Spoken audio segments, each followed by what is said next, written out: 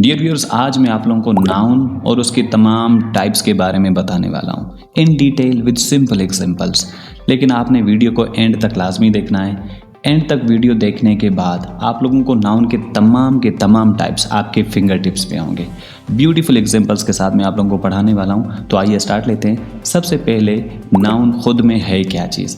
Dear viewers, अगर traditional या academic definition जो कि इनकम्प्लीट डेफिनेशन प्रूव होती है आज के दौर में, वो क्या है नाउन की, पहले उसको देख लेते हैं। Noun is the name of a person, place और thing. Mostly noun is defined like this.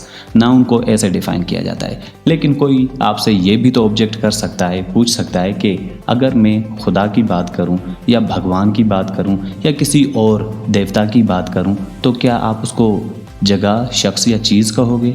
Definitely not. तो यहाँ पे ये डेफिनेशन इनकम्प्लीट प्रूव होती है। सो अगर आप नाउन की कंप्लीट डेफिनेशन या स्मार्ट मोस्ट टेक्निकल डेफिनेशन देख लें, that is any name is called noun. कोई भी नाम हो, जगह का हो, शख्स का हो या चीज़ का हो या बियॉन्ड दीज, वो भी आपका नाउन ही कहलाएगा। सो आइए डिस्कस करते हैं इनके टाइप्स के बारे में। अब सबसे पहले हम दो कंट्रास्टिंग नाउन्स को डिस्कस करते हैं, concrete and abstract nouns. Dear viewers, जब बात आती है कॉन्क्रीट नाउन्स की, all the names that we keep on the substances that are seeable and touchable। उन तमाम चीज़ों के नेम्स जो कि सीएबल हैं, टचेबल हैं, जिनको हम देख सकते हैं, टच कर सकते हैं, वो सारे के सारे हमारे कॉन्क्रीट नाउन्स होते हैं। फॉर इंस्टेंस, टेबल है, बोर्ड है, चेयर्स हैं, माइक है, मोबाइल है, all these things are seeable and touchable. So we can consider the names of all these things as concrete nouns। And when it comes to abstract noun, dear viewers, all the names that are neither seeable nor touchable, जिनको ना ही हम देख सकते हैं ना ही touch कर सकते हैं लेकिन सिर्फ फील कर सकते हैं, वो किस तरह के नेम्स हो सकते हैं? डियर व्यूअर्स, वो सब्सटेंसेस के नेम्स नहीं होंगे, किसी प्रोडक्ट के नेम नहीं होंगे। ये नेम्स होंगे आपके फीलिंग्स के, इमोशंस के या कुछ ऐसी चीज़ों के जो कि हम देख नहीं सकते।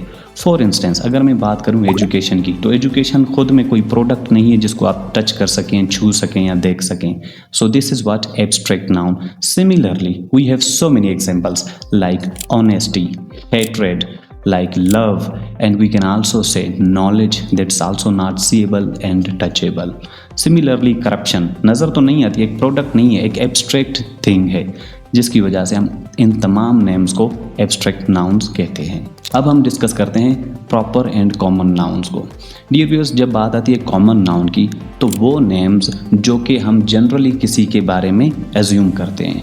फॉर इंस्टेंस, यहाँ पे बहुत सारे लड़के ठहरे हुए हैं, तो उनमें से मैं कहता हूँ हे बॉय कम हेयर, तो यहाँ पे बहुत सारे लड़के हैं, उनमें से मैंने किसी को स्पेसिफाई नहीं किया। तो वर्ड बॉय जो है, ये जो नेम बॉय है या नाम बॉय है, ये जनरल नेम है, तो इसको हम कहते हैं कॉमन नाउन। सिमिलरली गर्ल जो है वो भी एक जनरल नाम है, किसी का स्पेसिफिक नाम नहीं है। तमाम गर्ल्स जितनी भी हैं उन सारों को गर्ल ही कहा जाता है जनरली। जो आपके एक्चुअल नेम्स होते हैं, चाहे वो बॉयज़ के हों, गर्ल्स के हों, स्कूल्स के हों, मसाजिद के हों, जिस भी जगह, चीज़ या शख्स या जो भी नेम हो जो स्पेसिफिक, जो कि आपका एक्चुअल नाम है, उसको हम प्रॉपर नाउन कहते हैं। तो डियर व्यूअर्स, अगर मैं बुक की बात करूं, सिर्फ बुक कहूँ तो कॉमन नाउन, अगर मैं इंग्लिश बुक कहूँ तो प्रॉपर नाउन, अगर मैं मस्जिद कहूँ तो कॉमन नाउन, अगर मैं बिलाल मस्जिद कहूँ तो डेफिनेटली प्रॉपर नाउन, अगर मैं सिटी कहूँ तो कॉमन नाउन, अगर मैं कराची कहूँ तो प्रॉपर नाउन,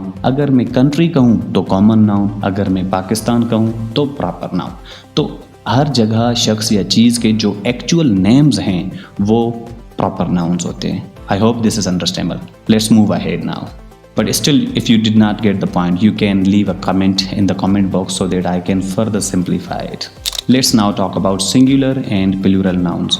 Dear viewers, तमाम के तमाम names जो कि एक entity को indicate करें वो singular name होगा। For instance, अगर मैं कहता हूँ book, तो ये एक की बात कर रहा हूँ, ये होगा सिंगुलर नेम। अगर मैं रूम कहता हूँ तो ये भी सिंगुलर नाउन होगा। इसी तरह अगर मैं नोटबुक कहता हूँ, ये भी सिंगुलर नाम होगा। अगर मैं वॉल कहता हूँ, सिंगुलर नाउन होगा। अगर इनके साथ में एस का इजाफा कर दूँ, फॉर इंस्टेंस अगर मैं बुक को बुक्स कर दूँ तो ये प्लूरल नाउन हो जाएगा। वॉल को वॉल्स कह दूँ तो ये प्लूरल नाउन हो जाएगा। इसी तरह बॉय को बॉयज कर दूं तो प्लूरल नाउन हो जाएगा। So singular noun indicates only one entity, whereas plural noun indicates two और more than two. So that's how singular and plural nouns are thought to be known. Then we are having countable and uncountable nouns. Very simple trick to understand countable and uncountable noun. अगर आप countable और uncountable noun में थोड़ा सा confuse होते हैं तो ये nouns की सिंपल ट्रिक मैं आपको बता देता हूँ।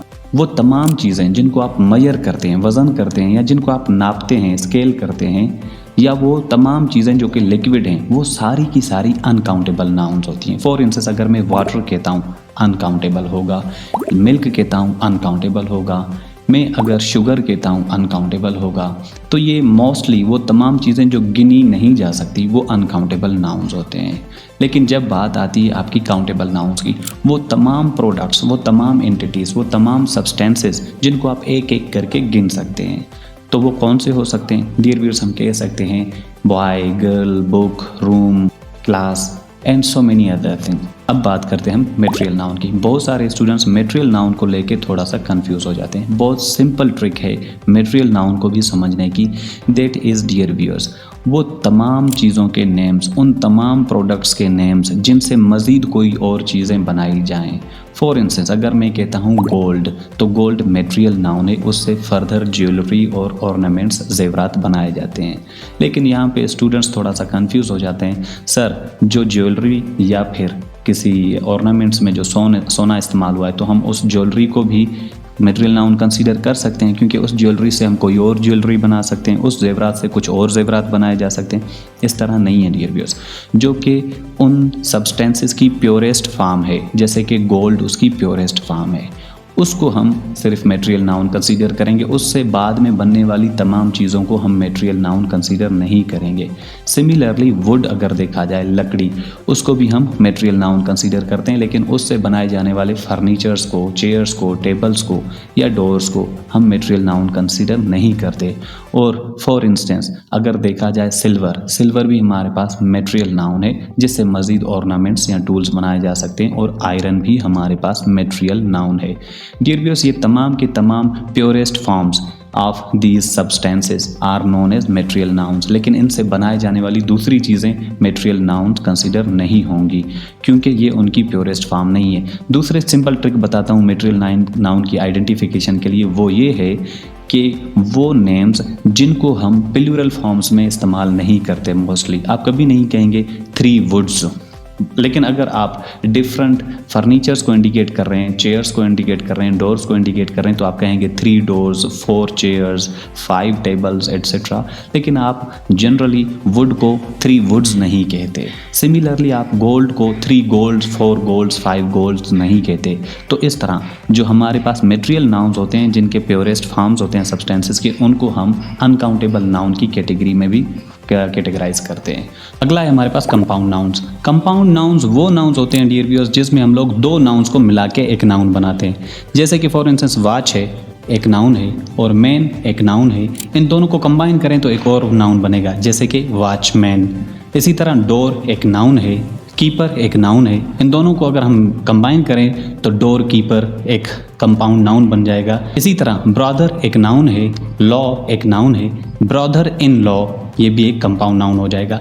तो डियर व्यूअर्स, कंपाउंड नाउन्स ऐसे नाउन्स होते हैं जिनमें हम 2 नाउन्स को कंबाइन करके एक नया नाउन बनाते हैं।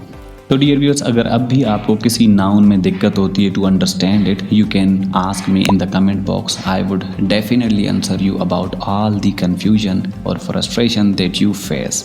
सो मिलते हैं नेक्स्ट वीडियो में। Thank you so much. अल्लाह हाफिज़, टेक केयर।